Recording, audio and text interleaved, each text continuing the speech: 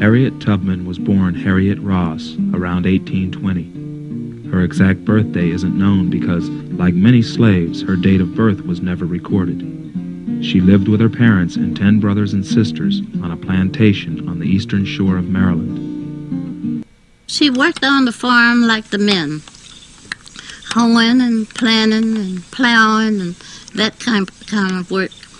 And her overseer would whip her every day. Every day she would get whipped. She had to be more or less obedient to her master.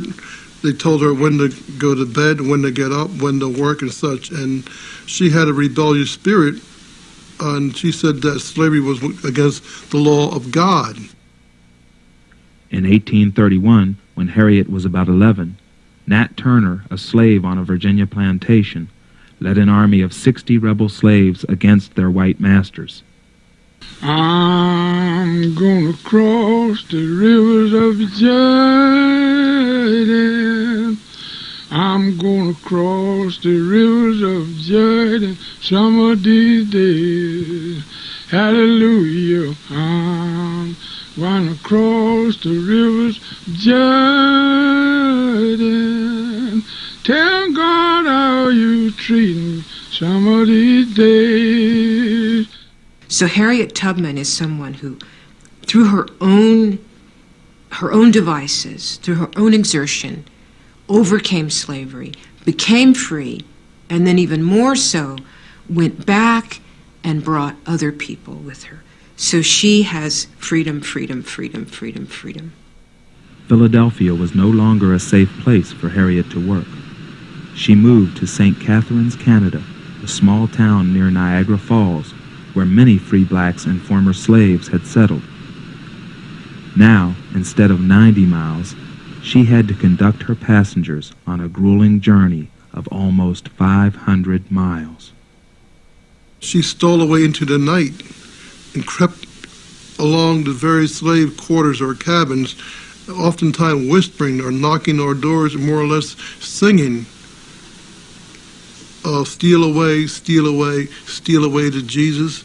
I ain't got long to stay here, was a coded spiritual informing the slaves to steal away. She was a very courageous and brave woman as she, in turn escaped from slavery and then went back to help others do the same. So she, even in the early stages, she was giving back to her, you could call her community. She was helping her brothers and sisters get to where she had already gotten. By 1854, Harriet Tubman had become a legend among the slaves and a demon to the slaveholders. Posters announced a reward for Harriet Tubman, sometimes called Moses, worth $12,000 to any person who delivered her to the authorities. The countryside swarmed with bounty hunters. In 1857, Tubman settled down in Auburn, New York. The small town was to be Tubman's home for the rest of her life. Before emancipation, she would make 19 excursions into the South, delivering more than 300 slaves, including family, from the land that had tried and failed to keep her in bondage. It was on these pilgrimages that she met Frederick Douglass and John Brown, leaders in the abolitionist movement.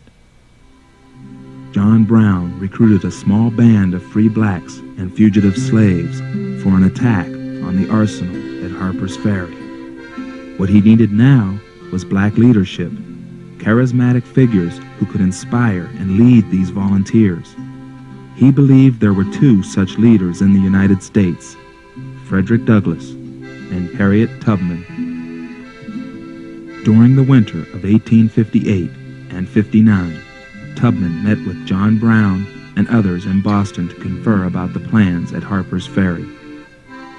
Harriet Tubman would have been with John Brown at Harper's Ferry had she not become ill at the time. And so therefore, I think that the course of history was changed perhaps by her illness. Brown's efforts failed. He was captured, tried, and executed.